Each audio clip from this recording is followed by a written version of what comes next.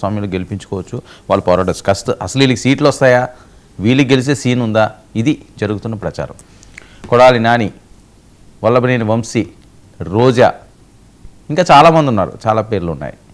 So వాళ్ళందరూ కూడా చాలా యాక్టివ్ అయిపోయారట. ఇప్పుడు జగన్మోహన్ రెడ్డి గారిని గెలిపించడమే ధ్యేయంగా మేము ముందుకు సాగుతాము అంటున్నారు.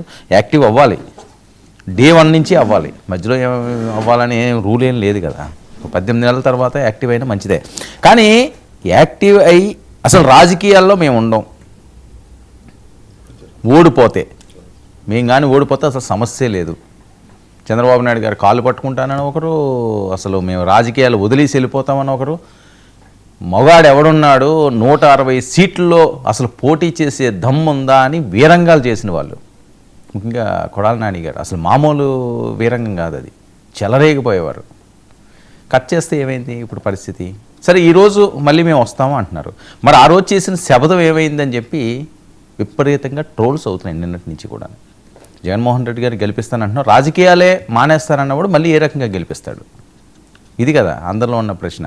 ఇలాంటివి చాలా వైరల్ అవుతున్నాయి. ఇక వల్లభనేని వంశీ అంశం, వల్లభనేని వంశీ అరెస్ట్ అవ్వడం అనేంటి, అసలు ఎలా ఉండేవాడు ఆయన? ఆజానుబాహుడు, మంచి హైటు, ఫుల్ ఫోర్స్గా ఉండేవాడు ఆయన. వల్లభనేని బ్రాండ్ కూడా. ఇప్పుడు కట్ చేస్తే ఏమైంది? సో ఇవన్నీ ఏంటంటే ఒక గుణపాఠాలుగా రాజకీయ నాయకులు నేర్చుకోవాల్సిన అవసరం ఉంది.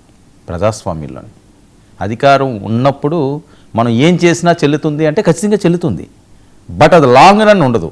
వన్స్ మనకు కానీ రివర్స్ అయ్యింది అంటే అది ఎక్కడి వరకు సరే, ఎవరికి రోగాలు రావాలని కోరుకోకూడదు, ఎవరో ఇబ్బందులు పడకూడదని కోరుకోకూడదు, ఎవరో జైలుకి వెళ్ళాలని కోరుకోకూడదు. కానీ వాళ్ళకి కనీసం సింపతి కూడా లభించలేదు. ఇది ఆశ్చర్యకరమైన విషయం.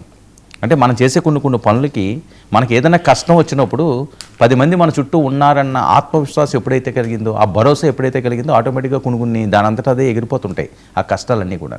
ఇప్పుడు ఆ పరిస్థితి ఉందా? లేదు. ఆయన బైపాస్ సర్జరీ చేసుకుండి ఎలక్షన్లకు ముందు ఎలా ఉండేవాడు కొడాలి నాని, ఇప్పుడు ఎలా ఉన్నాడు? వల్లభనేని వంశీ అసలు మొత్తం రూపురేఖలే మారిపోయినాయి. అసలు ఆయన కాదా అని చెప్పి పోల్చుకోలేని పరిస్థితి. మొన్న ఈ మధ్య ఏమైంది, ఏదో తెలుగుదేశం పార్టీ యువనేత పెళ్ళికి ఆయన వెళ్ళారట, పెళ్లి కూతురు తరపు నుంచి. ఒక్కడు కూడా పలకరించలేదట. కనీసం ఆయన కన్నెత్తి చూడడానికి కూడా భయపడ్డారట. ఒకవేళ ఎవడన్నా ఫోటో తీసేస్తాడేమో, వంశీతోటి టచ్లో ఉన్నారు తెలుగుదేశం పార్టీ వాళ్ళు అనుకుంటారేమో. ఇవన్నీ కూడా అంటే మనం ఏం చేయకూడదో అవన్నీ అప్పుడు చేసినందుకు అవి శాపాలుగా ఇప్పుడు మారి ఈ రకంగా పొడుస్తున్నాయా అని. సో దీన్ని కూటమి కూడా ఇలాంటివన్నీ కూడా గుణపాఠాలుగా నేర్చుకోవాల్సిన అవసరం ఉంది. ఈరోజు అధికారం ఉంది కదా అని చెప్పి ఎవరి మీద రెచ్చిపోవడం, లేకపోతే ఇష్టం వచ్చినట్లుగా మాట్లాడక, ఇంకా ఆ బూతులు ఎవడో మాట్లాడలేరులేండి. మాట్లాడాలన్నా సరే దానికి ఏదో ఒక కొత్త తర్ఫీదు ఏదో తీసుకోలేమో.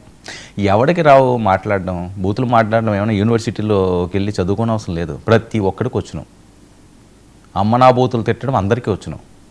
కానీ విజ్ఞత అన్నది ఒకటి ఉంటుంది. అరే అది కరెక్ట్ కాదు కదా ఆ మాట మాట్లాడడం అని. రోజా గారు నిన్న మొన్న చూసాం కదా, ఒక అమ్మకి బాబుకి పుట్టినోడైతే ఒకరికి తాళి కట్టి ఇంకొకరితోటి వెళ్తే ఎలా ఉంటుంది అని చెప్పి మాజీ మంత్రి గారు సందేశం ఇస్తున్నారు. మీడియాతో మాట్లాడుతున్నది ఆవిడ, డైరెక్ట్ స్టేట్మెంట్లు ఇస్తున్నది ఆవిడ. అమ్మకి బాబుకి పుట్టడం అంటే ఇంక అది ఎంత దూరం మాట అది? ఓ మహిళ మాట్లాడడం. అమ్మకి బాబుకి పుట్టకపోతే ఎవరో పుడతారు? వాళ్ళు ఊరుకున్నారా? ఆ ఎంపీపీలు ఎవరని వాళ్ళు రివర్స్ అయిపోయారు. నువ్వెవడో పుట్టావు, మీ అమ్మకు పుట్టలేదా? ఈ ఎంత చండాలం అంటే అంత దారుణంగా తయారవుతుంది. అప్పుడు ఆ రకంగానే విన్నాం, ఇప్పుడు ఈ రకంగానే విన్నాం అంటున్నది సోషల్ మీడియా. ఇంక వీళ్ళు మారరా అని. ఇవన్నీ ఏంటంటే జగన్మోహన్ రెడ్డి గారికి ముప్పు, అలాగే ముప్పు ఇచ్చింది. సరే ఆయన ఏం చేసినా, ప్రజల్లో ఆయనకి ఎంత అభిమానం ఉన్నా, ఆయన ఎక్కడికి వెళ్ళినా వేలాది మంది వస్తున్నా వెనకాతల నుంచి మనం లాగే వాళ్ళు కొంతమంది ఉంటారు కదా, మనల్ని ఇబ్బంది పెట్టి ఇరికించే వాళ్ళందరూ కూడా ఈ రకంగా. సో ఒకరిని చూసి ఒకరు నేర్చుకోకూడదు, వాళ్ళు మాట్లాడారు కదా అని మనం మాట్లాడకూడదు, మంత్రుల స్థాయి దిగజార్చుకోకూడదు. మరి ఆ రకంగా వెళ్తారా? మరి అప్పుడు చేసిన శబదాలు ఏమైనాయి?